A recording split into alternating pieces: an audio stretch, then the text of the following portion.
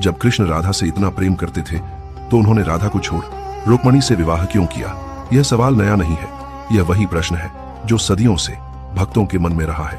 कृष्ण और राधा का प्रेम सबसे पवित्र माना जाता है, फिर भी राधा कभी कृष्ण की पत्नी नहीं बनी। क्यों? इस कहानी को समझने के लिए हमें पहले यह समझना होगा कि राधा कौन थी। भागवत परंपरा कहती है राधा कृष्ण का प्रेम नहीं, कृष्ण की आत्मा थी।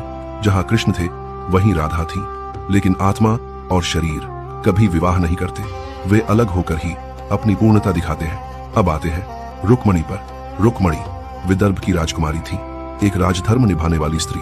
जब रुक्मणी का अपहरण हुआ तो कृष्ण ने एक राजा की तरह, एक क्षत्रिय की तरह उन्हें स्वीकार किया, क्योंकि कृष्ण का एक रूप था गृहस्थ और एक रूप था प्रेम।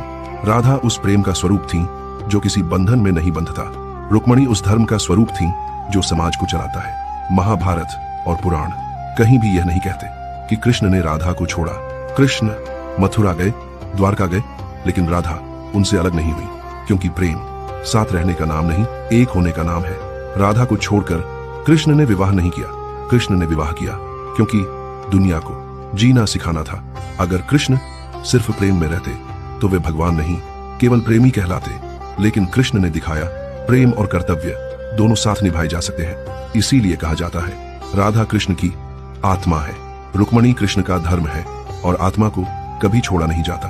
अगर आपको लगता है कि प्रेम सिर्फ पाने का नहीं, समझने का नाम है, तो कमेंट में जय श्री कृष्ण जरूर लिखें। Download ShareChat.